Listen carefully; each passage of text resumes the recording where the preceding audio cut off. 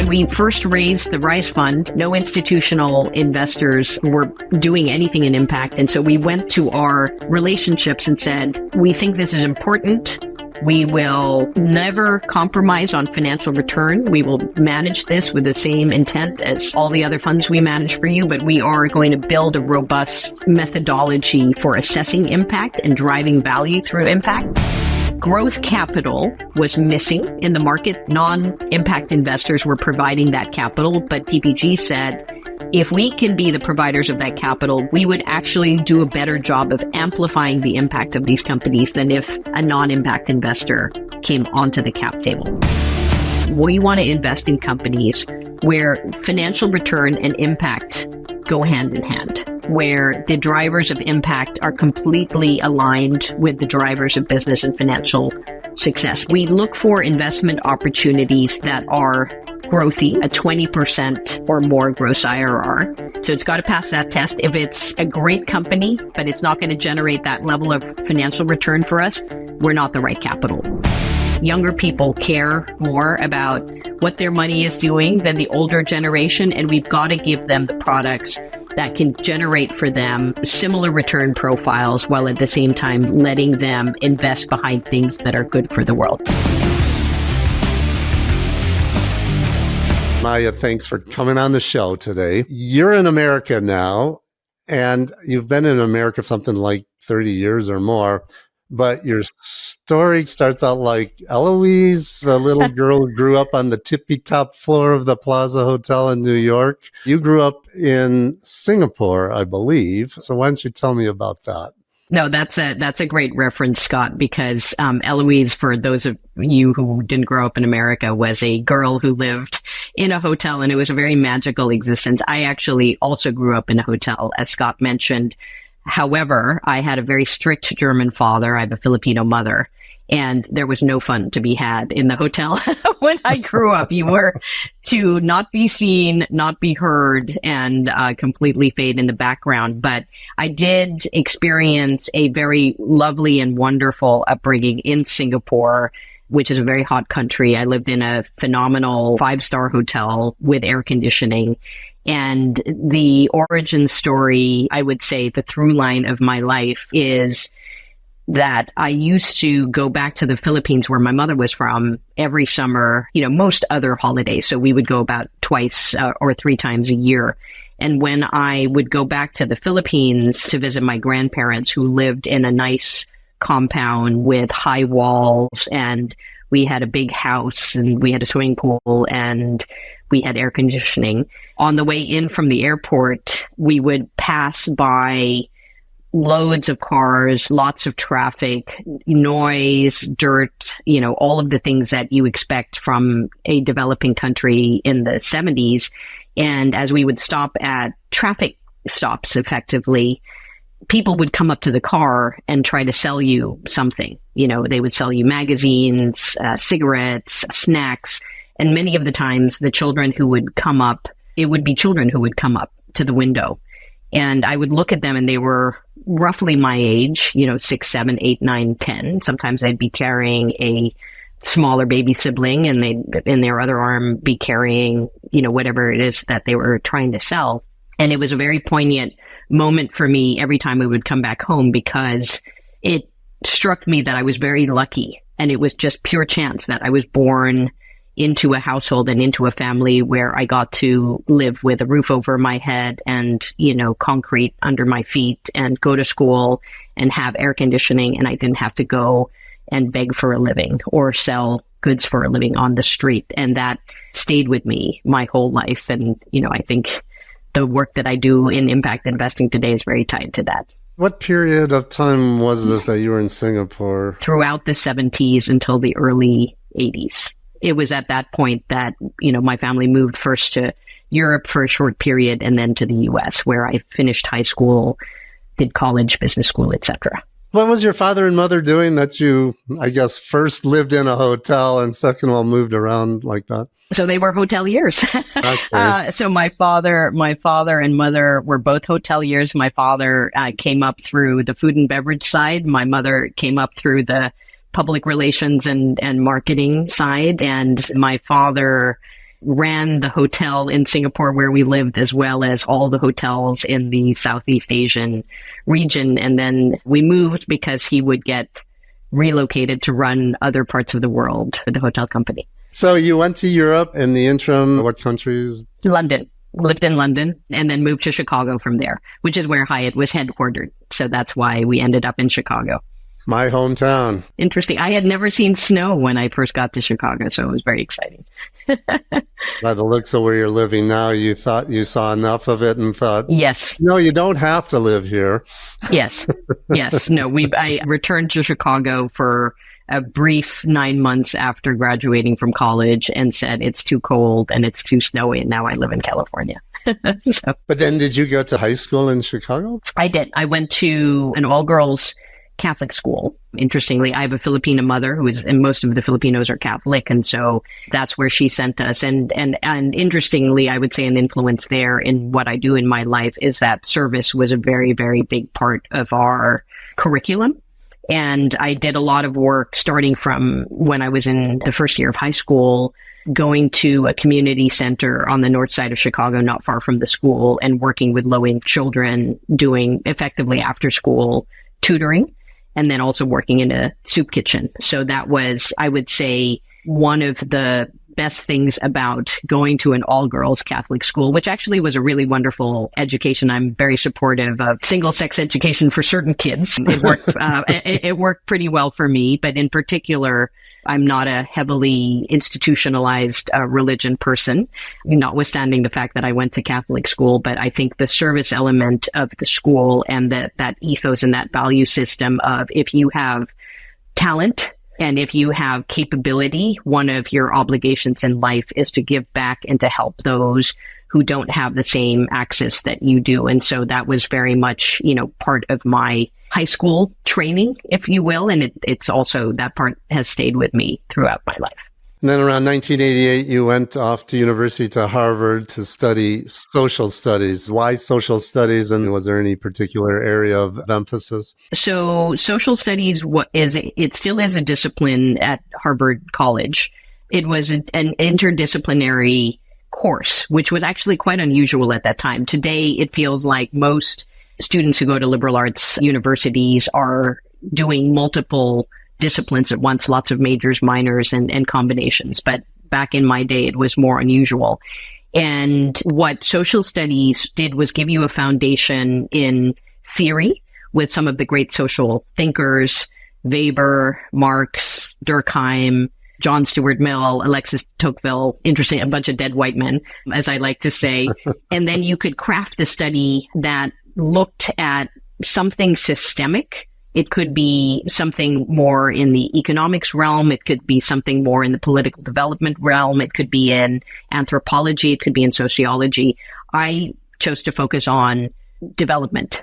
And so I did a lot of my work looking at both political development and economic development in Latin America and in the Philippines. And I wrote my senior thesis on certain trends there. But I think that what's another sort of interesting small factoid about the social studies grads is that there are several prominent, I would say, Harvard undergrads who have done impacty things. And again, a through line for many of us is that we all studied social studies. So social studies attracted individuals who were interested in thinking about systems and why they exist and why they are the way they are, and then also what you might do to change them. And so it's another interesting, I think, through line in my life that later on in my career, after I sort of built up a set of technical skills, I started thinking about what you could do to sort of change capitalism, if you will, for the better, to create systemic change for the good. So it seems early on, social awareness kind of won out as far as your career direction, because I understood that a younger Maya Chorengel had the idea to write a book and win a Nobel Prize. Yeah, that was, I had very small ambitions. My other love and something I hope to come back to later on in my life is writing. I do like to write. So my twin goals were, I wanted to win the Nobel Prize in literature. I wanted to win the Nobel Peace Prize. So very, very small ambitions, but I was like, that, it would be cool if I could do something, change the world. And, that was sort of Nobel Peace Prize track. And I was like, I'd really like to write a great book. And my mother's actually a writer. After she left her marketing and hotel PR career, she's written many, many books.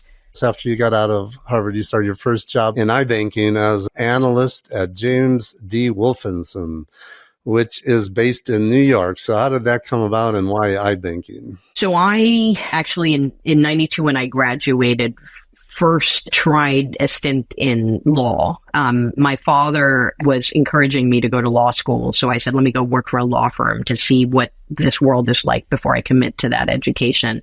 And it was not for me. So started very quickly thinking while I was working at this law firm, what else might I do where I could learn something that was interesting.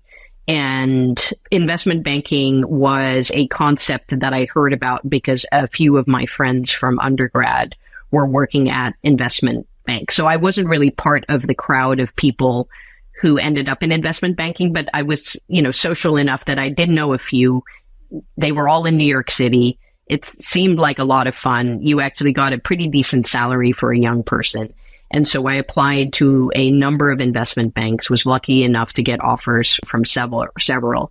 And James D. Wolfenson was particularly appealing to me because the founder of the firm, James D. Wolfenson, was one of the great, respected, trusted advisors to the Fortune 100 companies. He had been at Salomon Brothers, where a lot of the great investment bankers had grown up. He was very global in outlook. He was Australian, British, Jewish. He had actually participated in the Olympics in fencing. He was quite an ambitious man because he was like, okay, fencing is the sport that I can do and actually qualify for the Olympic team.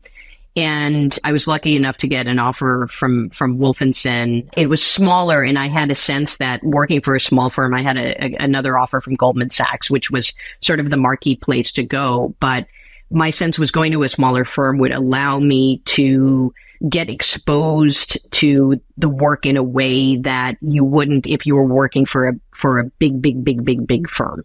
And yet the clients were American Express, DuPont, HSBC, sort of, again, big sort of wonderful companies doing, interesting things. And so I went to Wolfenson. And just to give you a sense of the firm, and also the fact that this was a very globally oriented firm where Mr. Wolfenson's value system was also around giving back to society.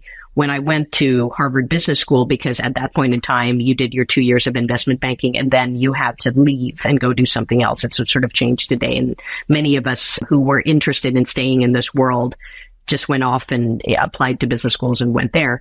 Mr. Wolfenson went to become president of the World Bank the same year that I ended up, going to business school. And this was his ethos, that he wanted to do something to improve the world and create system change. You went back just after a couple of years to Harvard once again to get your MBA.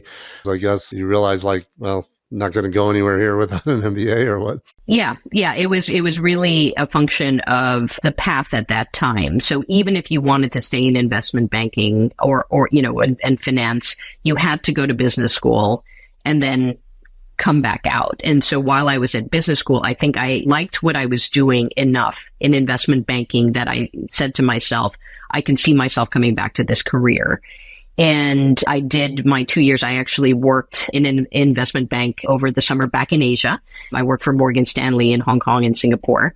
And the new, career opportunity that I discovered while I was at business school, I wasn't as aware of it, while I was in investment banking itself, there was this thing called private equity, where you applied a lot of the same skills that you learned in investment banking, but you took it, those skills a level deeper to think about companies and the characteristics of a successful company and how to invest in a company and provide it with capital for growth and figure out over a certain time frame, how you could effectively create value within that company through a bunch of different levers and then exit. And that's what private equity did. And so I was lucky enough while I was in my second year, really, business school to interview with and, eventually get a job with a phenomenal global private equity firm called Warburg Pincus. Again, for me, the concept and the technical skill and the ability to translate the transaction-focused skill set I had built in investment banking into an investing skill set was very appealing, but also importantly for me, working for a global private equity firm at that time in 1997, there were not that many that were global. Many were sort of US based, but Warburg Pincus happened to be one of the few that had a very well-defined presence in Asia. And so I joined Warburg Pincus. Going back to Wolfenson, what were you actually doing? Were you working directly in private equity there? No, it was investment banking. So we would be doing things like advising DuPont. DuPont owned multiple subsidiaries. They had an oil and gas company. They had a coal company. They had the chemicals business. And we would be telling them, okay, in order to increase the value of DuPont, maybe you want to consider selling the coal company. Maybe you want to consider buying this chemical company. So you were advising the CEO, the CFO, and the C-suite and the board about different transactions, if you will, that they could undertake. So it was very much oriented towards a transaction that could create value for the company, but you weren't sitting on the board of the company. You weren't living with that company, for 7 years as an investor. You were really just a financial advisor and a transactions expert. When you landed at Warburg Pincus, then tell me what you were doing there. So at Warburg Pincus, I did a range of things. I started in our New York office. I moved to our Hong Kong office, which is where I wanted to be for some time, and it eventually moved to California. And in all of those locations, effectively, I was part of a team that would look for interesting companies to invest in. We would figure out, is a particular market a market we want to be in? Within that market, are there particular companies that we might want to invest in because we think those companies have opportunity for growth or some other kind of value creation? We would invest in that company. We would either buy a minority stake or we would buy control stake, so buy most of the company. And then over a, 4, 5, 6, 7 year period, after, the company continued to grow and increase in value, we would then sell it. And so the range of companies that I worked on were in consumer goods, in manufacturing, in business services, in early internet companies. So I was lucky enough to do a range of different kinds of companies and a range of different kinds of investments in the US and all throughout Asia, from China to South Korea to the Philippines to India. You stayed there about 5.5 years, and then around 2004, you went to the Dignity Fund, I guess as the president and managing director there, which seems like a huge change from Warburg. What prompted that move, and what was the Dignity Fund doing? Yeah, so the move was prompted by the fact that in my later years at Warburg Pincus, the later of that five and change year period, when I had come back to the U.S., we at Warburg had opened an office in Menlo Park. The only U.S. office at the time was in New York City, but we opened an office in Menlo Park in order to invest in technology companies, because there was this ebullient growth happening in Silicon Valley with a lot of different technology companies in 99, 2000. And those of you who are old enough will remember that was sort of the first .com bubble. I'm old enough. Yeah, Scott, you are old enough to remember that. I had a front row seat on that. So, major investors and Warburg Pincus was a very innovative investor. We're paying attention to this market and we're looking at, different opportunities there.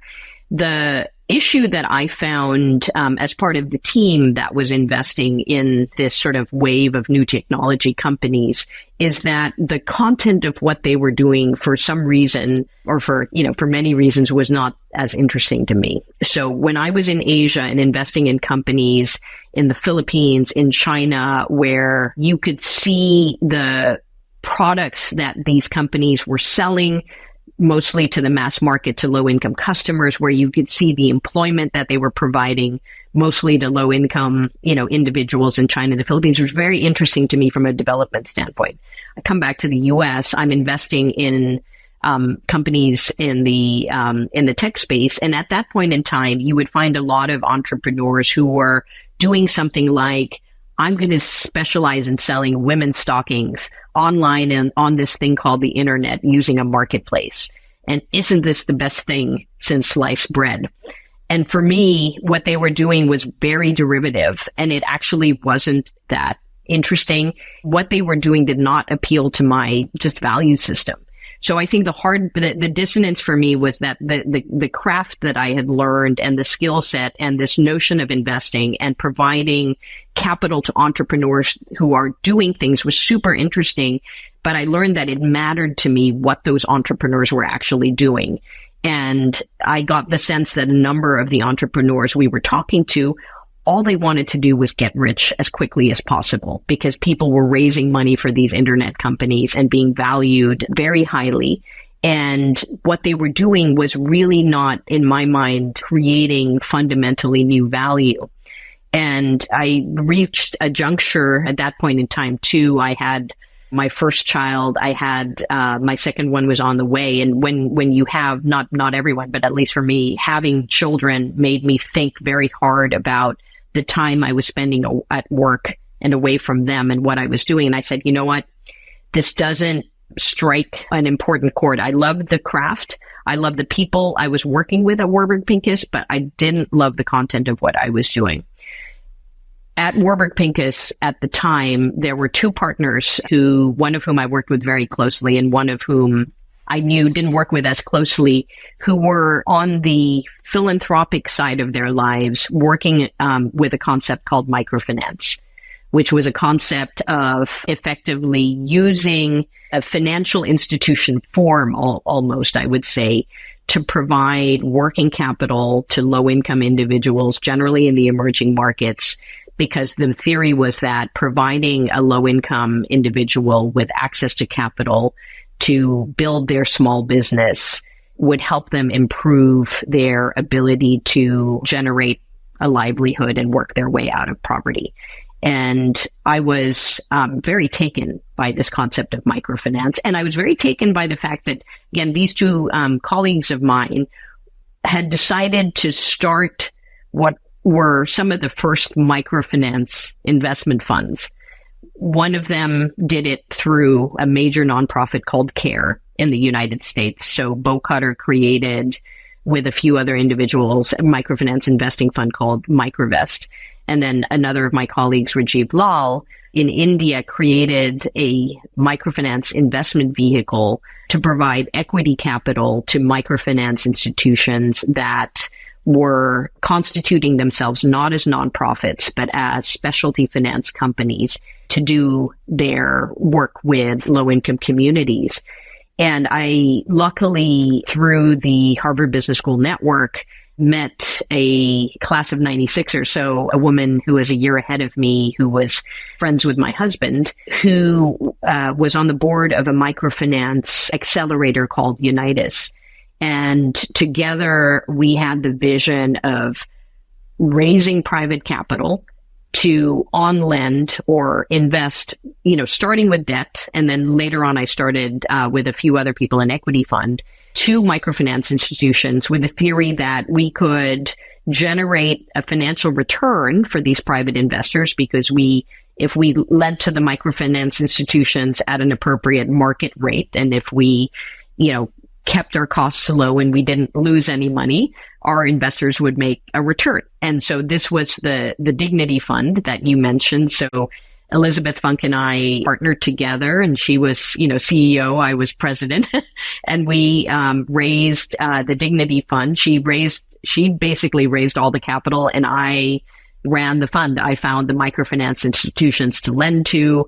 I structured the debt products, if you will, tried to do it so that they had local currency exposure as opposed to foreign currency exposure, because we raised all of our money in dollars, but they were not sophisticated and they were living in the emerging market. So how could we help them structure it so that they had local currency risk? And it was a successful first attempt at saying, can you raise private capital? Can you generate a return for your investors? But one of the explicit objectives of this capital is to fund institutions that really are addressing poverty and wanting to help individuals build livelihoods and a pathway out of poverty. So the Dignity Fund was your fund. You co-founded it. Correct. Mine and Elizabeth's. Yeah. And these two colleagues from Warburg, Pincus, they gave you the idea? They exposed me to the idea. So Bo Cutter, again, was chairman of the nonprofit CARE, and he instigated the creation of a microfinance investment fund called Microvest. And Rajiv Lal, who at that time was still a partner at Warburg Pincus, but eventually left to become the CEO of one of India's public-private development banks called IDFC. He created a vehicle called Lok Capital. So both of them around the same time were starting initiatives. And, I studied about microfinance. I talked to them, actually considered working for them, but then decided, let me work with Elizabeth and we will do something on our own. You did this from the Bay Area? Correct. And was the microfinance lending, was this all India focused? Interesting. At the Dignity Fund, we did India, the Philippines, Mozambique, Mexico, Peru. So it was Asia, Latin America, a little bit of Africa. All of the easy places. Yeah. Yeah. And we partnered. And what we ended up doing, interestingly, is we would partner. I did a few deals where Microvest, Bo Cutter's fund, did part of the funding, and we did part of the funding. There were a few other really interesting microfinance investors at the time.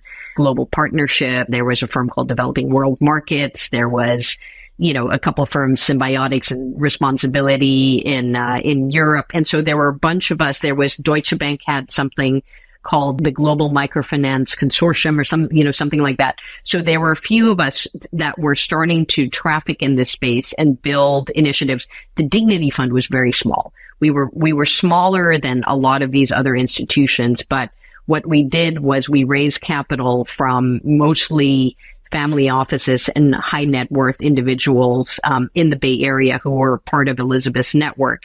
And that also became a base of investors that later on, when I co-founded the equity fund that I worked on after the Dignity Fund, a bunch of those investors became investors in Elevar. And because some of them had come from the venture capital community, from the private equity community here in the Bay Area, they were very familiar with the investing model that we had. They were willing to take venture risk, and they started to see this as an interesting alternative to just pure philanthropy. Let me give away $100 and never see it again. This was let me invest $100, which is doing the same kind of good as that $100 I'm giving away, but I will generate a return on that $100 and then I'll keep reinvesting it. So it's sort of this notion of turning it into sort of perpetual capital that could continue to fund good was interesting to a number of our high net worth venture and private equity investors. Does Dignity Fund still exist? So Elizabeth still has kept the Dignity brand name alive, although she has now turned it into an initiative called Dignity Moves, which is focused on housing and services for the homeless population in California. So still very poverty, very systems change focused, but it's moved from microfinance, in emerging, markets to right now the homeless in California, but could, again, be thinking about expanding it to other low income populations in the US. After 3 years of the Dignity Fund, then that's when around 2008, you co-founded Elevar Equity just in time for the Great Recessions. Great timing. You stayed there for about 10 years. That was the PE and VC. It was pure VC. Okay, low income communities, but it was pure impact as well, right? I have not tabulated this exactly, but it was certainly one of the first efforts. DBL, which is a well-known impact fund, led by Ira and Nancy Fund and a few others here in the Bay Area, was an effort. But Elevar, which we created, was one of the first, what I'll call properly constituted GPLP structures, where our mandate was very explicit that we were going to seek risk-adjusted financial return. So market rate returns, no concession on returns. We were going to seek market rate venture returns, but invest explicitly in companies that were intentional about creating social good. So most of the work that we started to do was to invest in microfinance and other financial services oriented companies that were focused on, again, serving urban and rural low income communities in India, Brazil, Mexico. So we had a group of colleagues who lived in Bangalore, India. We had a group of colleagues from Mexico, Colombia, and we had two offices. We had first in Colombia, and then Elevar moved the office to Mexico because more of the investments we made were in Mexico. But we invested in companies at the early stage. So at very formative stages, we were investing, call it $1 to $5 million. The numbers have, gone up a little bit since then. And this was the initial capital that entrepreneurs were using to basically build their businesses. Again, a lot of financial services and fintech, but we also did a few things in healthcare, education, agriculture, different kinds of marketplaces that helped small businesses. Again, all of the companies and all of the entrepreneurs we backed were very explicitly trying to create good for, their lower income customers or, small businesses, which are, generally led by entrepreneurs who are, lower income in the emerging markets. So this was around 2008. This was definitely early doors for impact investing as a thing. What was the theory of change at Elevar at that point in time? The theory of change, which really started from the work in microfinance, which was a model that lived in the nonprofit NGO form historically, because microfinance had existed for a few decades, with the founding of the Grameen Bank by, Muhammad Yunus and a few others like that in Bangladesh. And then, there were similar efforts in Latin America. The theory of change was that, number one, the quantum of capital necessary to create positive outcomes that we need to see in the world outstripped philanthropic dollars and government aid, number one. Number two, that as shown by microfinance, which was actually, a very viable and when it worked well, profit generating business model, sustainable business model, right? That didn't necessarily have to be funded by philanthropic dollars. If you could find business models that worked to provide services to low income individuals and capitalize those companies, if you will, properly, you could help them scale. And that there was this need to accelerate the services that you were providing to create the change that you needed to see. So number one, to create change, you needed a lot of capital. Number two, to create the change, you needed to scale things that were working, and that it was easier to scale companies than it is to scale nonprofits, because for nonprofits, again, you're really dependent on philanthropic dollars. And if you have a viable company, you can go to the commercial markets to get your capital. And how do you bring together all of the different attributes that are important when you are stewarding a business whose aim is not just profit maximization at all costs, but whose aim is appropriate profitability, attractive profitability, but where you really are fundamentally doing good for your end constituents. This was the realm that we were working in. And one really important metric that we followed at Elevar, which again then leads to the next stage of our journey, was when we capitalized a company as the first investor, as call it, the Series A investor, how much additional capital was that company able to draw in to do its work over time? And we found that for our successful company, our initial dollars enabled that company to, aggregate anywhere from 5 to 10 times the amount of money over time. And interestingly, our successful companies were raising follow-on rounds from what I'll call mainstream investors. In India, we were being followed by Sequoia and Westbridge. In Latin America, we were being followed by, in Latin America, they tended to be sort of folks like the IDB, but also some of our more techie business models were being followed by some of the more tech-oriented venture capitalists.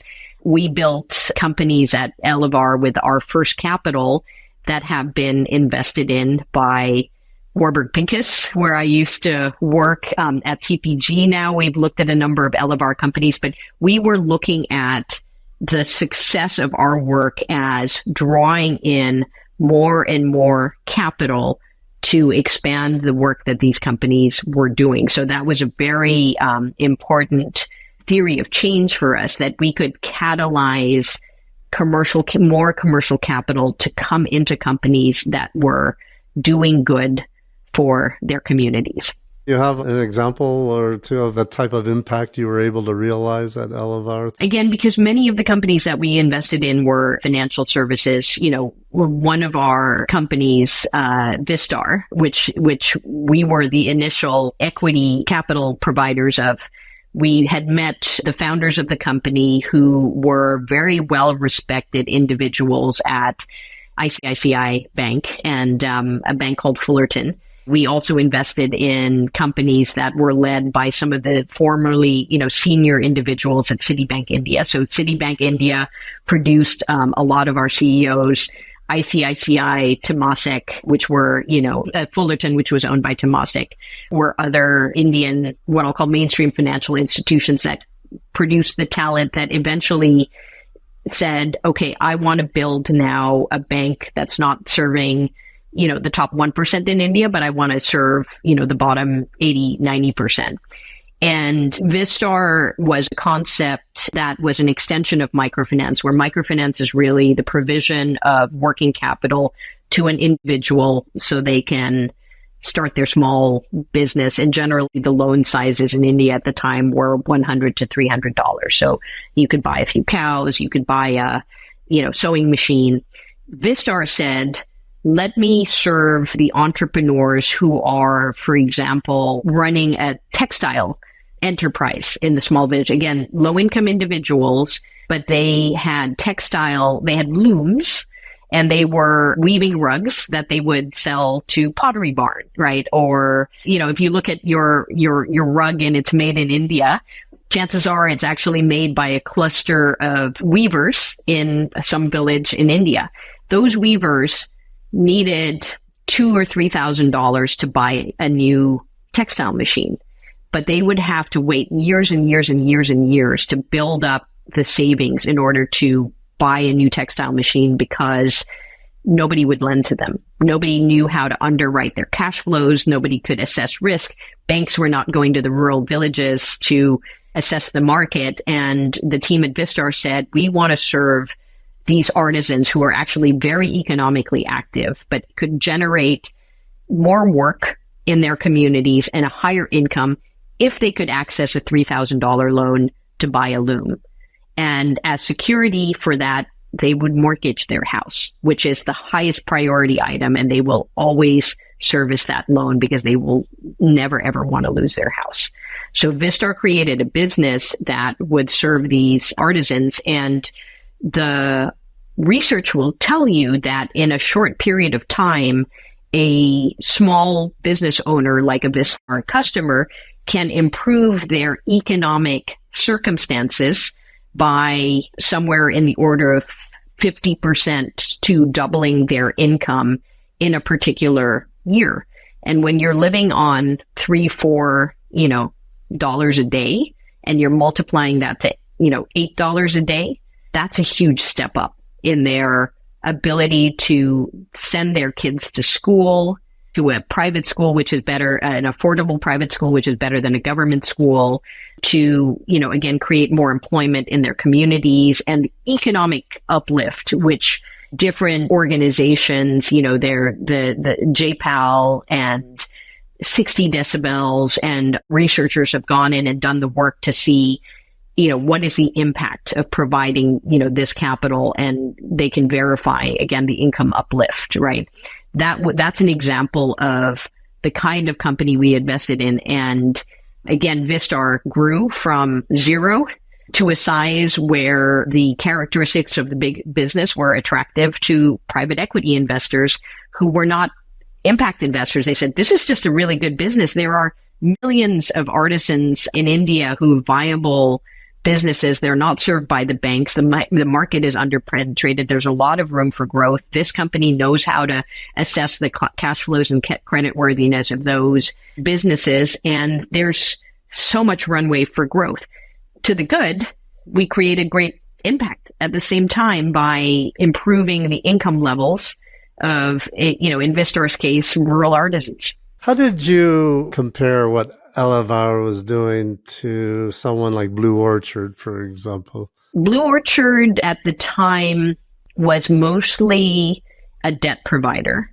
So until we started Elevar, more of the work that was happening in these markets was provision of loans to microfinance institutions, which importantly allowed those institutions to on-lend, more money to their end markets. The creation, though, of a new type of business model like Vistar, nobody was doing small business lending at $3,000 in India. There were a lot of people doing that $100 to $300 loan, to the generally, low-income woman who had her home business.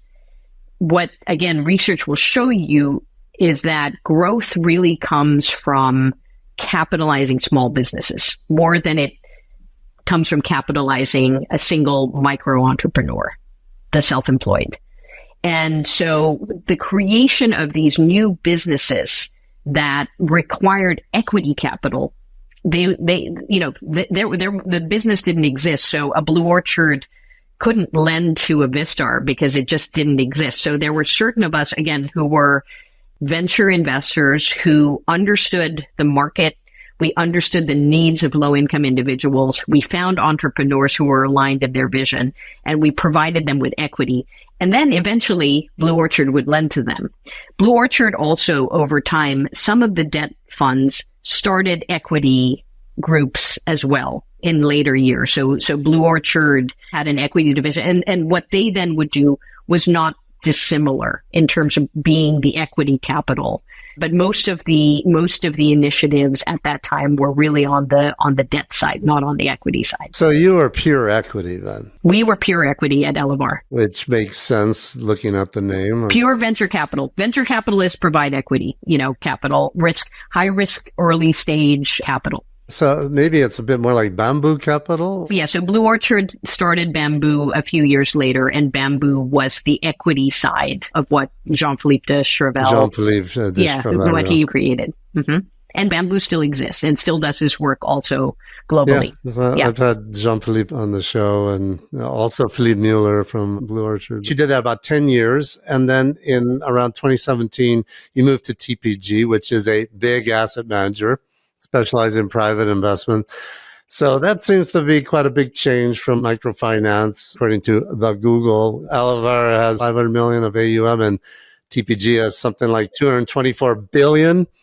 So tell me, what was the story behind that move? Yeah? There are several parts to it. So early stage investing and venture funds should be smaller than private equity funds that are investing, larger dollar amounts in growth companies. But one of the challenges that we found on the equity side of impact investing, so interestingly, the term impact investing was coined in 2007. The work that we were starting to do to tee up the creation of Elevar Equity started in 2007. And we launched our first fund in 2008, and the financial crisis happened. The great financial crisis happened a few months later, and it was tough, but we actually still did raise a good-sized fund. Years later, the challenge for many of the impact funds that were starting to grow up at that time, Bamboo, among others, was that it was very difficult for us to raise capital. Leapfrog was one of the few that had, broken the $200 million barrier and had done some work, especially in the insurance space, to get funding from insurance companies who saw them sort of, I think, as a strategic angle. DBL here in the US was able to break the $300 million, dollar barrier, but it sort of stopped there. And most of the impact funds were venture capital funds that were sub $100 million in size. And, in 2016, there were many, maybe something like 70, 80 legitimate, I would say, equity funds in the impact space. But again, most very, very small. At Elevar, our first fund had a net IRR to our investors of north of 27% in dollar terms. That was a top decile IRR. It was unheard of in the emerging markets. The first fund, we invested in 7 companies, and we took 2 companies public in India out of that portfolio, which is why our returns were through the roof. And notwithstanding the fact that we had made a tremendous amount of money for our investors, we could not go to pension funds and sovereign wealth funds and convince them to invest anything behind us, because we were not big enough for them to pay attention to. For something like CalPERS, the Swedish pension funds, to look at you have to be at least $1 billion in size. You can't be a $100 million fund. And many people said, hey, this is really interesting. That's great work, but you guys just got lucky. We don't know if you can do this again, right? It's too much of an unproven market. And again, this notion that capital was needed to fund companies to make this change, and that time was of the essence. So the urgency of building this companies was great. Again, at Elevar, we sort of said, we're creating these companies, and Sequoia, Warburg Pincus, Blackstone, TPG are looking at them. They're not impact funds. We knew we had something, that we were creating businesses that were interesting and viable. Sometimes serendipity sort of happens in life, and you have to listen to the universe when the universe speaks to you.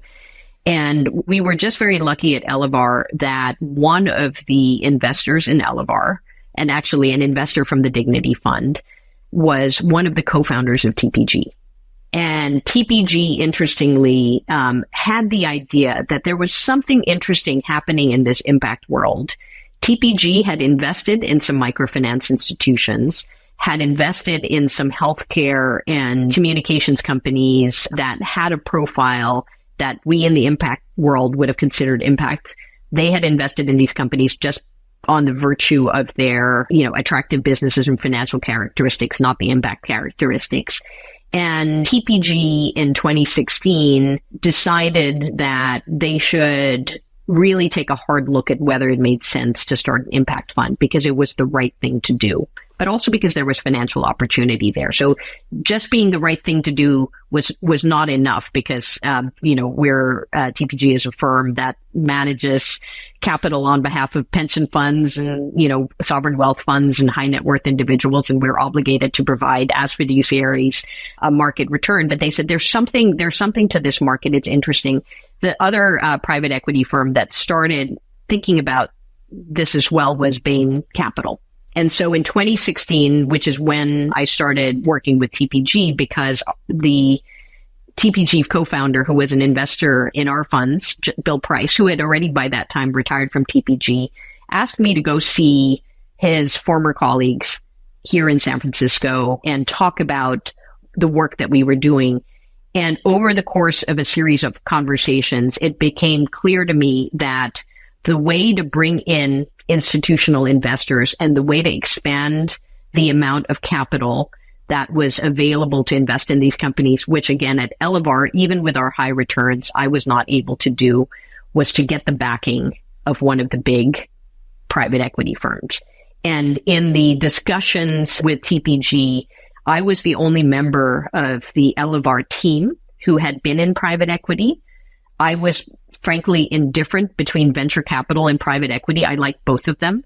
My Elevar co-founders really wanted to stay focused on venture capital. They didn't want to move to doing larger check deals at later stages in companies. They liked that sort of early formation stage. And so we had an amicable resolution, which is that I would leave Elevar. I would join TPG as the first member of what is now the Rise platform and help to build this business. And again, I think the theory of change, again, was that in order to really move capital and bring the institutional investors into the picture, we needed to have a larger fund, and we needed to have the trust and confidence of those investors, which was only possible if you would do this through one of the big firms like TPG or Bain. So with TPG, we started the Rise Fund and raised the first fund in 2017. And Bain Capital raised something called Bain Double Impact.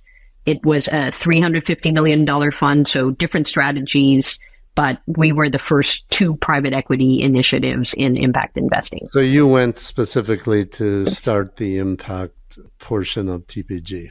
Correct. Just to put some bookends around TPG, just give a very high-level introduction and what the TPG itself's mission is and sectors and how many funds and so forth. Absolutely. So TPG, which is about 30 years old, a little bit more than that actually now, is one of the large alternative investing houses. We have, as you mentioned earlier, north of 220 billion in assets under management. We are present in Asia, in the US, in Europe, Australia, Africa, so in all of these markets. And the largest portion of our capital is investing in private equity. So growth equity to buyouts, not venture capital, but growth equity to buyouts. We have a real estate investing arm. We have a credit investing arm. We purchased a company called Angelo Gordon last year. And then we have a few other businesses that in public equity, although much smaller, our public equity group is smaller, and what you call sort of secondary solutions. So this is the sum total of what is TPG today. We went public in a very, very interesting, somewhat challenging market in the first week of 2022. I actually sit on the board of TPG. And so we are a public company. And if you look at where Rise is today, we are actually just under 10% of the assets under management of the company, which for impact is a pretty big portion of, it's huge as both a portion of overall TPG and in the impact market. So we are altogether at Rise today about 19 billion assets under management, and we are raising sort of 2.5 new funds starting this year. And, by the end of this next year, we will be almost double the size we are today. So we are one of the fastest growing business units, if you will, within TPG, starting from a $2 billion first fund in 2017 to almost 20 billion in, end of 2023. So, in 6 years to grow tenfold is pretty extraordinary, I think, in any market. And if I understood you right, it'll double a year from now. Not quite double, but it will grow substantially. So we've announced that we will raise a second climate fund. We've announced a climate fund specifically for the Global South. And then we are also going to be raising a transition infrastructure fund. And we just closed on the third Rise fund, which is our multi-sector impact fund, doing both climate and what I'll call social last year. TPG's investors are all institutional and qualified investors. You don't have any retail? No, we have pension funds, sovereign wealth funds. We do sell through what you call the high net worth channel, the private wealth channel, but we don't have retail investors, which most of the private equity funds don't today. I mean, the closest we get to that is high net worth individuals who are clients of UBS or Morgan Stanley or, JP Morgan. But we are, as the markets continue to take shape, the private equity industry is trying to understand how it can also serve the retail market. However, there are SEC regulations and other regulations that, protect small investors that, everyone has to pay attention to, which is why there isn't more of this, what I'll call an alternative asset class that's available to retail investors today. But that could change over time. Now let's get to the Rise Fund. Does that comprise the entire impact strategy of TPG, or is that something separate to the climate fund? Yeah, so it is a little bit maybe confusing to the external market, but we have several funds on what I'll call the overall impact platform. We have the original Rise Fund, which is now on version 3. Iteration 3, which is multi-sector social and climate. In 2021, in response to the fact that we were seeing the number of climate investing opportunities and the quantum of capital required for each of those investments grow tremendously. So climate investing usually involves more fixed assets. You've got to put steel in the ground, to put up wind and solar, to create batteries, green hydrogen. All of that is highly capital intensive. So you need a lot more capital for climate. And because of the, I think, understanding and awareness of the climate crisis and the government incentives that have come into place to help catalyze the climate solutions that we need in the world, things like the IRA in the US, Europe has, equivalent legislation that provided tax incentives and subsidies for climate solutions. The number of climate opportunities and the amount of capital required was starting to grow tremendously as we were seeing it through the core Rise Fund. That led us to create and raise a dedicated climate fund separate from Rise. And we also have two other initiatives that are smaller on the impact platform. We have a fund called Evercare, which is a healthcare fund that was actually started by an investor called Abraj that dissolved because of fraud within Abraj. And this healthcare fund was in the emerging markets in Africa and South Asia. It was oriented towards impact. They wanted to build healthcare to serve low-income communities. And we were the best investor that was placed to take over that fund when Abraj basically blew up. So we took over the management of that fund on behalf of the investors. We also have an interesting initiative that we call TPG Next.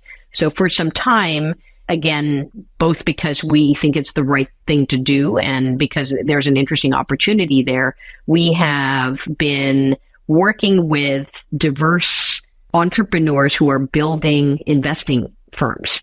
This is an initiative that we call TPG Next, and we have built a fund that provides the capital for diverse GPs, general partners, to help them build their investing practices, because the representation of diverse individuals, whether you're a woman, in the US context, you're sort of non-white, you're LGBTQ plus, the representation is tiny in the investing industry, and these entrepreneurs need, more capital and more resources to grow. And so we've built a fund around capitalizing those entrepreneurs. So that's a sum total of what sits on the impact platform. But people really, the biggest are what I'll call Rise, the multi-sector fund, and TPG Rise Climate. All of that is under your remit? We manage the platform as one leadership team. I am technically the co-managing partner of Rise, but I am on the investment committee and the senior sponsor of all the other funds. TPG Next TPG Rise Climate, because every climate deal that we do is a co-investment between Rise and TPG Rise Climate, and then also Evercare. When I talk about Rise, that's separate from these other initiatives. Yeah. You got a lot going on We've got a lot going on. Exactly. And I've got my fingers in lots of pots. But the fund that I am on a day-to-day basis most responsible for are the multi-sector Rise funds that do education, healthcare, financial inclusion, impact software and services, food and ag, and climate. That's what I live and breathe and do. Rise funds investors, are they in line with TPGs more broadly? Yeah, I would say there's probably 50, 60% overlap in our investor base with other TPG funds. Interestingly, we happen to be one of the vehicles that is an entry point for new investors who eventually start investing also in other TPG funds. We have a very big overlap, at least half, maybe closer to 60% with other TPG funds.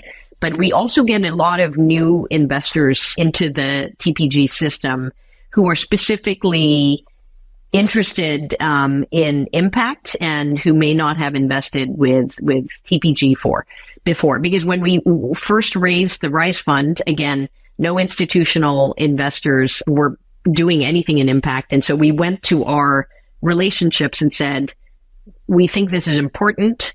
We will never compromise on financial return. We will manage this with the same intent as all the other funds we manage for you, but we are going to build a robust methodology for assessing impact and driving value through impact. And we want you to come on this journey with us. And we got quite a number of our existing investors in, but we also raised money from some new ones. So the Rise Fund is essentially an impact investor that's investing from within a very large alternative investment firm. Correct. Well, they're an investor. So it's interesting. We are still at a moment in time where a lot of investing firms don't have an impact group internally. This is a very new market for them. So we are often being invested in by their private equity investors, or sometimes they have what I'll call an innovation bucket, new stuff that the chief investment officer can do sort of proof of concept investments out of. Increasingly, some of our investors are developing climate groups because climate has, again, captured the attention of so many and people understand the capital needs there. But this is impact is a very new thing. So they don't, most of them don't really have any specialists who are looking at impact funds specifically. That's sort of just a small and growing part of the market. But is your advantage compared to, let's say, a pure play impact investing firm that you have the scale and you're large enough that institutionals can come in and they're not forced to say, no, we have to pass because we can't be more than 10% of the fund or something like that? Correct. We have scale. We also have substantial track record now, right? And that's really important to institutional investors that they can look back and say, well, how have you actually done? Have you gotten the returns that you were promising, or is there, some concession to returns?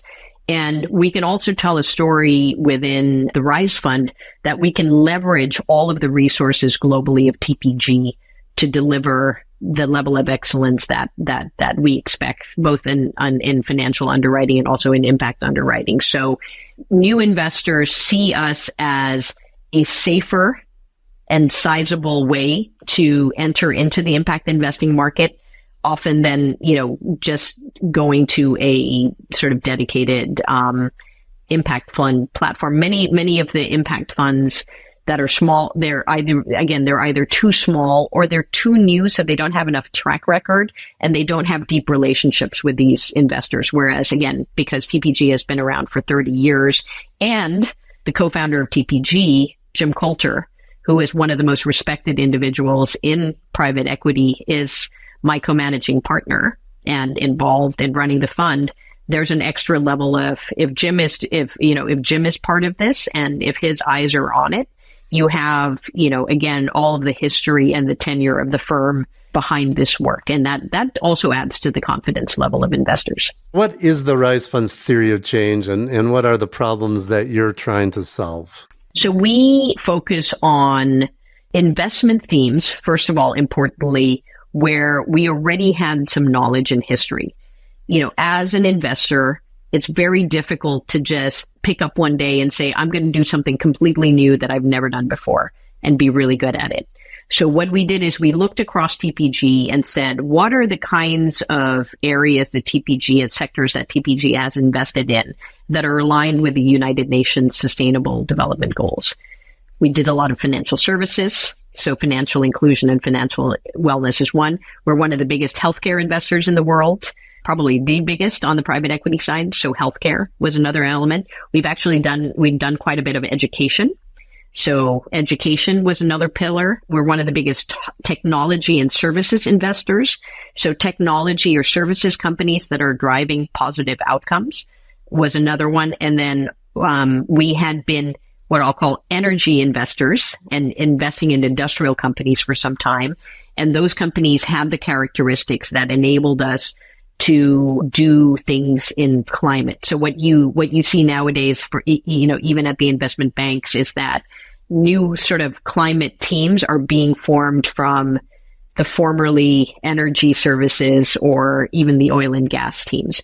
So we took sectors, again, that TPG knew, understood, and invested in that were aligned with the UN SDGs and said, that's where we're going to focus. And the theory of change, again, was that growth capital was missing in the market. There were many venture players. Growth capital are those 20 to 300, 400, $500 million checks to really help grow companies.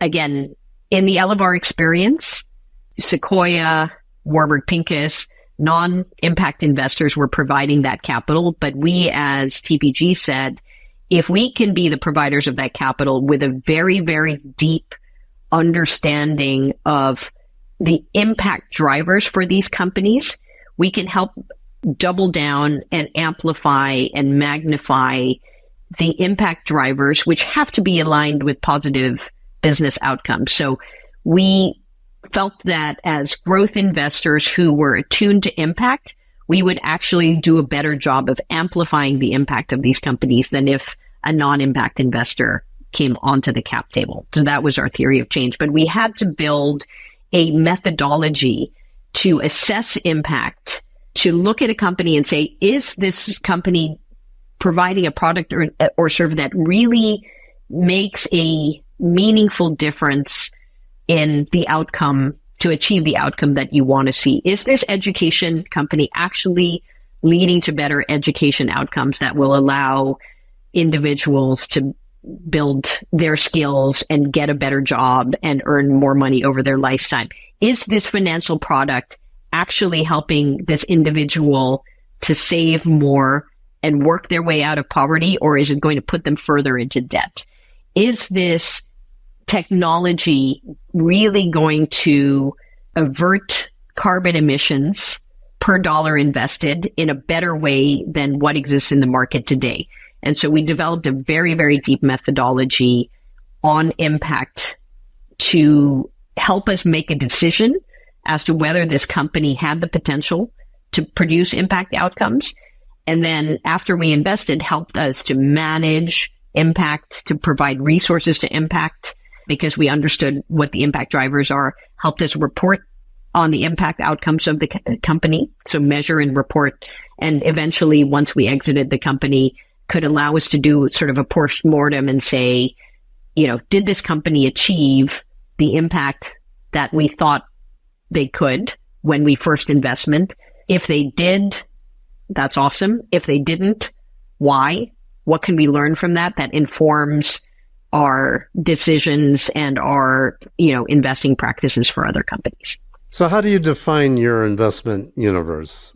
So one is, again, thematically, we're focused on the areas that I mentioned, right? Which is very comprehensive, but it's not, everything under the sun. But so we're focused on certain themes. Number two, we are focused on what I'll call collinear companies. So I think where we want to be careful is we want to invest in companies where financial return and impact go hand in hand. And there isn't tension and friction between the two, where you're not making choices to say, I'm going to do this because it amplifies impact, but I'm going to collapse the business success of the company. Or alternatively, I'm going to maximize the profits of this company and it's going to diminish the impact that I might achieve. You want to look at situations where the drivers of impact are completely aligned with the drivers of business and financial success. If not, our capital should not be the one applied to that company. Then maybe you need concessionary capital or different kinds of capital, because we have, again, a responsibility to generate return as a fiduciary for pension funds, which are not allowed to take a submarket return on behalf of their beneficiaries. But we also have a commitment to impact. So we look for collinearity. And then I would say, finally, we look for investment opportunities that are growthy. So we're not really taking startup venture risk. We are generally investing in companies that have, north of $20 million in revenues, that have, offtake agreements for, hundreds of millions, where we have de-risk the technology, we have product market fit, and we've shown that they're profitable unit economics. So it has growth company characteristics. And we have to meet a financial underwriting test where we have to show that we can, like our other investments at TPG, for the private equity side of the business, you want to generate, a 20% or more gross IRR. So it's got to pass that test. If it's a great company, but it's not going to generate that level of financial return for us, we're not the right capital for it. We have to say no. But we also have to pass the impact test. So we have to do our impact underwriting and establish a model which shows that over time we can generate substantial material impact, net positive. So we do a net impact. We also look at if there may be some what I'll call negative pathways or negative externalities. So it has to be net positive impact above a certain threshold for us to say this is worth our limited, dollars from the Rise Fund to invest in this company. So those are the characteristics that we look for as we think about what we might invest in. When you say, is this the impact, how do you define that? We actually built a model in a framework, an approach that can be expressed as an equation, interestingly. And if you look at all of our impact assessment is conducted by a team internally at TPG that sits in a subsidiary that we call Y Analytics, led by, my colleague, Marianne Hancock, who's the CEO. And if you look at the Y Analytics website, you'll find some white papers, and our equation is probably there. I co-wrote an article in the Harvard Business Review years ago. The framework that we use was developed in partnership with a phenomenal consulting firm called the Bridgespan Group, which was a spin out from Bain Consulting many years ago. Still partners with Bain a lot, but one of the preeminent consulting firms on providing, great social or environmental outcomes. But they've also built a practice in impact investing and assessment, where we were the first client at TPG Rise. So the Harvard Business Review article, which is called Calculating the Value of Impact Investing or something like that, I should actually know the title, is out there for you to read, and it actually walked through the methodology. But there are several elements. We do look at volume, because we look at what is the level of production that, generates the impact. How many students are we low income students are we reaching? How many tons of carbon dioxide emission are we averting by generating some output in the climate space? There's a volume aspect. There's a depth aspect. So what is the good that you're doing by providing this education to the student? Are you advancing their learning and shortening the period of learning or accelerating the period of advancement by some period of time?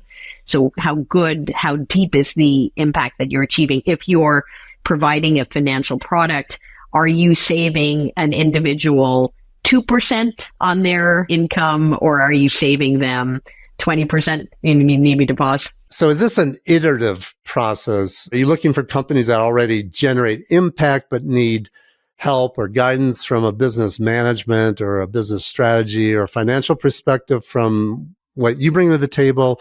Or are you looking for companies that look like strong investment, but also have the scope to generate better impact? And that you think once they generate impact, this will lead to better returns? Is it one first and the other? How do you approach this? I think, Scott, that we at TPG Rise are growth investors. So at the point at which we're investing, the company's been operating, it's generating revenues, it has margin, it has distinct products and services. And for the most part, we are investing in companies that are already proving that the core products and services that they are delivering to the market are generating the impact. So it's more that we are investing in companies that already intrinsically deliver impact, that we have through our analytical framework, the IMM sort of validated using third-party research data and analysis that impact is being delivered. We believe that with our entry as a partner to the management team and as a shareholder in the business, we can bring additional resources to the table to help amplify that impact, and also, very importantly, to help the companies grow. So this is why it's important that we're a growth investor, because part of our mandate is to take companies that really have some proven methodology through their products and services of delivering the outcomes that we want to see in the world. And we want to, expand that and grow that and scale that and also enhance it, because we have a team of people, both investors, but also our colleagues at Y Analytics, which is our impact and ESG team, who have different tools that they can work with management on to deliver more impact. There are a few instances where we may invest in a company where the impact side of the business is one of, let's say, a couple or three businesses that a company might have, and where the objective of our investment is to grow that impact or climate or sustainability focused sort of side of the business. So what we have to do is be careful when we invest in that company that it's an important part, an integral part, and a growth part of the business, because we don't want to be investing in a situation where we are not a control investor and all of a sudden the management team decides tomorrow after we've invested, we don't like that, impact business anymore, and we're going to focus on all the other stuff. But there are definitely situations that we look at where it could be a business services company that, for example, has a newer business line providing consulting services to the aerospace and the automotive industries on electrification. But they also have a legacy business which is providing general consulting services, right, to the aerospace and automotive industry. But this is a growth node. We need to know that it's a growth node. We need to know that it's a substantial and successful part of the business, and we need to have control and governance internally to ensure that our capital is being deployed against growing that side of the business that generates the outcomes that we want to see in the world. Would you be able to give me a real example? Happy to do that. And, maybe I'll give you one which has also gone through, at least part of the exit process for us. So one of the biggest areas of investing for us is education. And in education, there are various things that we are concerned about. But, one fundamental sector or subsector that we're involved in is looking at 8K through 12 learning and thinking about how new technology has the ability to enhance learning, in particular for low to middle income students. One of the companies that we found when, doing our work is a company called Dreambox. And Dreambox Learning, Seattle-based, was a company that was started by a Microsoft engineer who had a child with learning difficulties, and he developed an algorithm that could adapt to the specific learning challenges of this child to serve up questions to help that child solve a math problem in the way that child's brain worked best. And every person solves problems differently. In a classroom, you have one teacher, and one teacher cannot teach 12 different methodologies to children for how to solve a math problem. So what Dreambox effectively does is uses an algorithm and personalizes the instruction for how to solve a math problem to the child's learning pathways. Again, this company was started by an individual who cared about their child. It was so successful, friends started using it. They started to develop a capability where they said, okay, let's, make a B2C company and sell it to other parents who are interested in enhancing their children's math learning. But what they realized was that the way to have real impact was not to find parents and do sort of direct business customer acquisition, but if you could get it into school systems and have it used in the classroom, you would actually have wider, more efficacious results. Using our impact methodology could validate using randomized control trial studies as well as other research that children who use the Dreambox product advance their math learning materially relative to students who were not using Dreambox. So for us, we have to show again that there's additionality to what this product is bringing. And we have to be convinced that the benefit is material enough. And this is captured in the impact framework and model that we use. And what the Dreambox owners at that point in time, it was actually funded by the foundation of Reed Hastings, who is the founder of Netflix. And Netflix is actually a personalized technology. Netflix's magic was to recommend to you things that you should watch based on what you watch. So it's a similar algorithm to the Dreambox math learning. And they knew that they couldn't just decide, tomorrow that they were going to deeply penetrate the public school districts in the United States. They had to build a go-to-market sales force that knew how to do that. They needed to augment the management team. And they cared deeply about mission. So this company had such an incredible product that they had multiple suitors for the company. We were able to win the chance to invest in the company because of our alignment and our commitment to mission.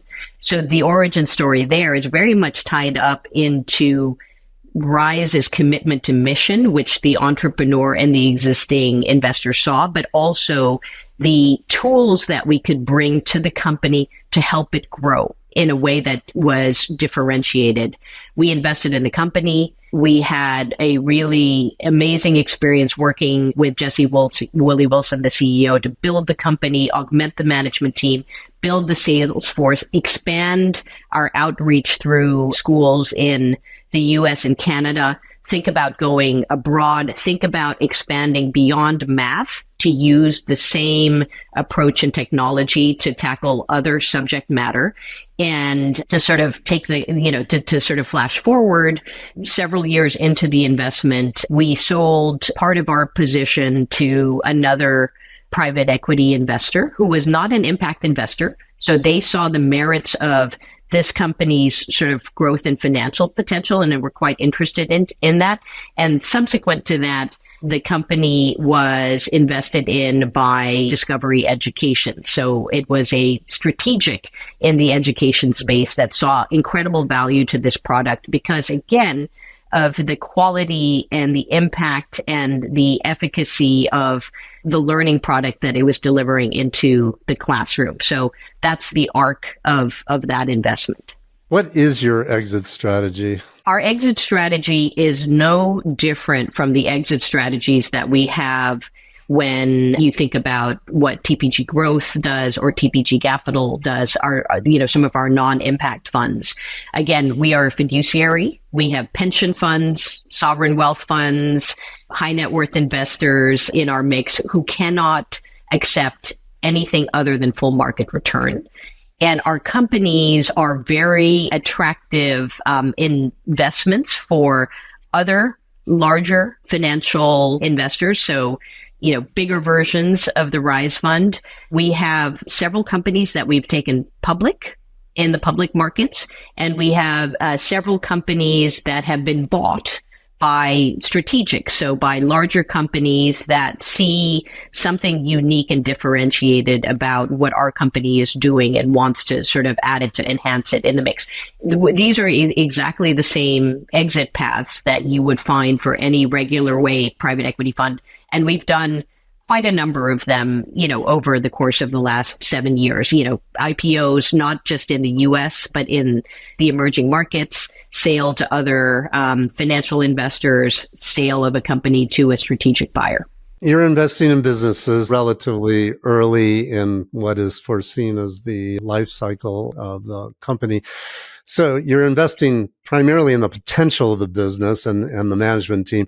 How do you ensure that you're investing in businesses whose impact will be and can be preserved long after you've exited, especially when so much of the potential impact is unknown and comes somewhere out in the future? So, Scott, on a relative basis, I would say we're not early anymore. We're in the maturing phase. I would say we're not in, we're sort of in the teenage moving into fully formed adult years. So again, if I look at our companies just in the first Rise Fund, we had 30 odd companies north of 6 billion in revenues. So on average, these companies are 200, million in revenue. So this is not, even though we might start at 20 million in revenues, on average, they grow very quickly and they grow to be quite large. So the good thing about that is the intrinsic benefit that the products and services provide is established, proven, not in question, and their ability to continue to grow those products and services and continue to create the good is very well established. And I think this is the biggest protection for us around sort of the mission and the purpose of the company. It's not a, $5 million company, which might pivot its business 3 or 4 times before actually finding a business model that works. These are business models that work. They're scaling.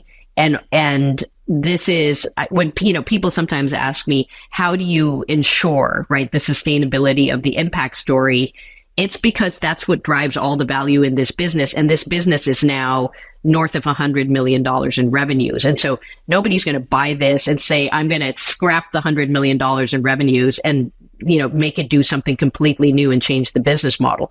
We look for businesses where that impact and the business success are collinear, and we're investing at a phase where it's pretty well established. And what we're doing is growing it and enhancing, again, the value of it. And maybe we're increasing the product lines and the dimensions. So in the Dreambox case, for example, moving from math to English or science as a new sort of dimension.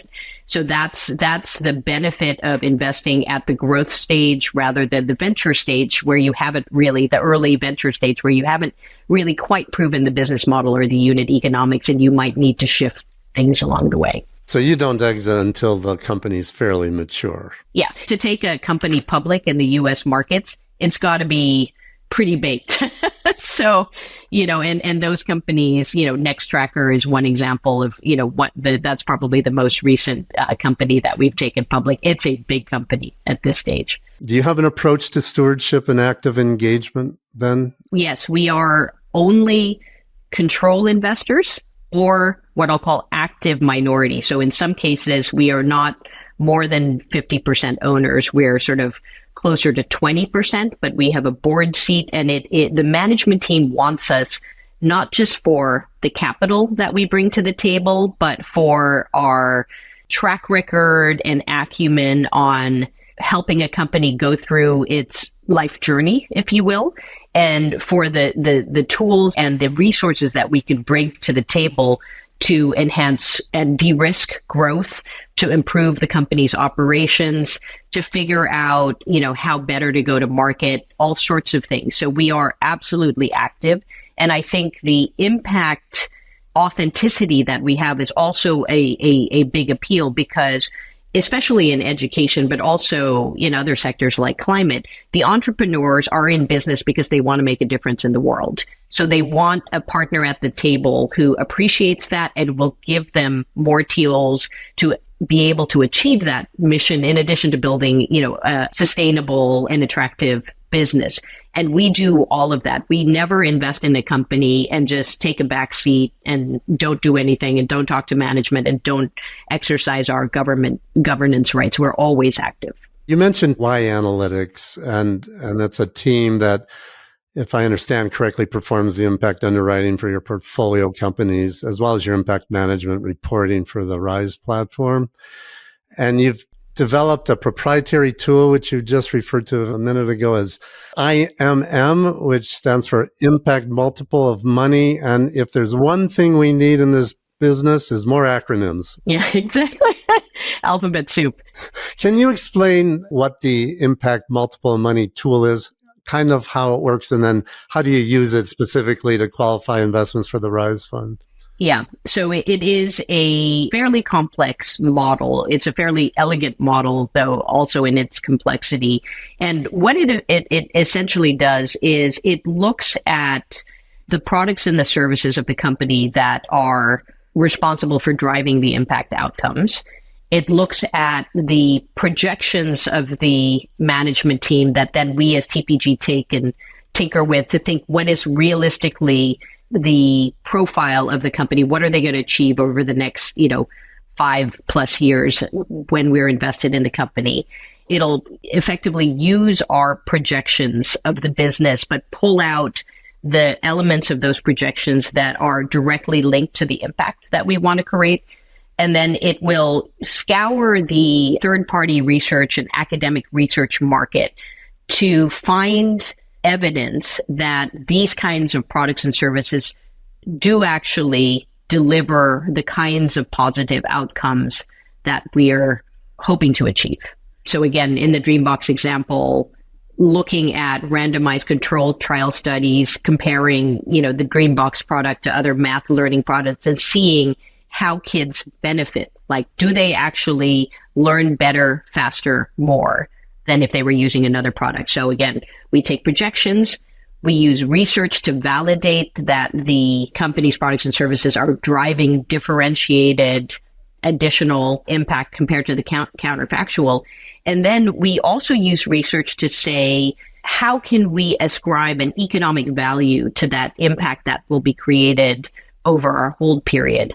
And what we will do is we will look for research that says children who do better in math, who stay in school longer, end up getting better jobs and end up adding incremental economic benefit to their own lives because they get better jobs and higher pay of X over time. And we put all of this together in a formula, which then says we've invested X amount into the company. We own X% of the company. So we only can take credit for not the entire impact that's being generated by the company, but that's our pro rata share of it.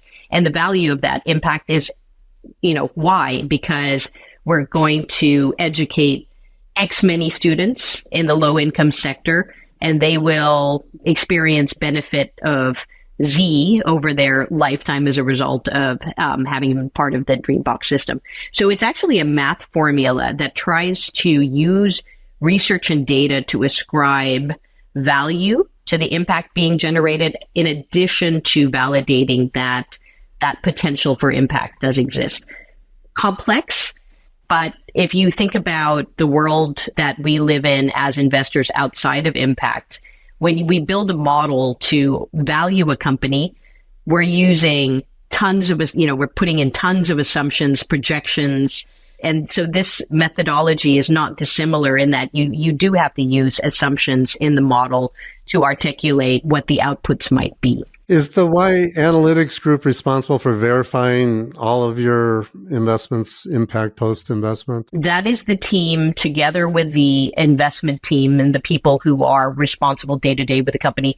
We also we produce a report, an analysis every year of the impact created, and we have that report audited by, historically, it's been KPMG. It's good practice to change your auditors every now and then. So they are also looking at the methodology that we use, the research we use, and we have an editorial board, if you will, an academic board that looks at the work that we do, how we use the research, what we apply, how we do our meta studies. And there's a very high level of rigor in that work, again, validated by certain third parties. So they are doing the work, but they are being audited, if you will, by a number of third parties to establish sort of, a high threshold of performance. I found something on your website to the effect that Y Analytics is there to help capital allocators better understand value and manage social environment impact. Is this tool been developed for use beyond TPG? So it is a tool that on certain occasions, some of our investors have used. And as they think about building their own methodologies, they come to us for advice. Sometimes we'll use it to do a case study for them to show, how that works. But we are so busy. We have so many companies. We have so much work that we haven't built our Y Analytics team to be able to do this on behalf of others. Your career is somewhat unusual. You've been really active in impact since very early days when you think about the arc of the impact investing journey. Over the last 2 decades, where do you see the biggest opportunity for impact-based investment going forward? I think going forward that in the current environment, climate investing has gotten a lot of attention. And it's interesting that many of us who started in impact investing, 15, 20 years ago, it was mostly in the social world. Over the course of the last 4 or 5 years, the level of activity on the environmental side and the climate side has really exploded. Part of that is because climate interventions require a lot of fixed assets, a lot of CapEx, building new kinds of factories, steel in the ground for wind and solar and batteries and green hydrogen and all sorts of stuff. So the investment opportunity there has very much taken off and is very large. I think, though, that what we will continue to see is interesting growth on the social side. The amount of capital, if you look at the UN SDGs, if you look at McKinsey's reports and quantification of the amount of capital that is required to deliver all of the solutions to ensure that lower income individuals in particular have access to better healthcare, better financial services, better education, opportunities for good quality jobs, the quantum of capital there that is needed is as large as what is needed on the climate side. It's not as easily describable. It's not as easily explainable. And I think it's incumbent upon the impact industry to ensure that that social side gets the attention that it deserves and that we find the solutions that are absolutely necessary. And there's a lot of interlinkage between climate and social. So that's my sort of view of where the market is today, where it's going, but also where it needs to go. And I will say that I think one of the unlocks that we are thinking about and working on is when Rise and Bain started our, impact funds back in 2016, 2017, this was the first time that institutional investors came to the picture. The big pension funds, the big sovereign wealth funds, they are now sort of active participants and growing participants in the market. There's a whole, I think, set of interest from retail investors, from high net worth investors who want a set of products that can help them invest with their values in a way that also doesn't compromise financial return. It's more difficult to create the products that, can go to retail investors, but it's something that our industry is working on. And I think opening up the aperture so that it's not just ESG investing, but rather it's impact investing, which is different from ESG investing that's available to a broader market. That's my hope for what's in our future, but it will require folks in the industry, ourselves, and our colleagues to build that capability and also influence the regulation to be able to allow retail investors to access. There's a huge generational wealth transfer. Younger people care more about what their money is doing than the older generation, and we've got to give them the products that can generate for them similar return profiles while at the same time letting them invest behind things that are good for the world. So that's my hope for the future. Maya, you've been very gracious with your time. And where can people find out what you're doing and get in touch with you? The TPG website, which has a Rise portion on it. I'm on LinkedIn. That's how you can find me. But Scott, thank you. Thank you for this work. It's very important, I think, for people who are interested in our space to learn both the history, the current, and also what the future might entail. And we want to bring the best talent to our world because that's what solving problems deserves, is the best talent to do that. But thank you for this. Okay, Maya, thanks All right. again. Nice to see you. Goodbye, everybody. All right. Take care. You've been listening to SRI 360. If you enjoyed it, please hit the like button and subscribe to get future episodes. You can find an archive of all previous podcast interviews and more articles and information on SRI, ESG, impact investing, sustainable investing, and socially responsible investing at our website, sri360.com.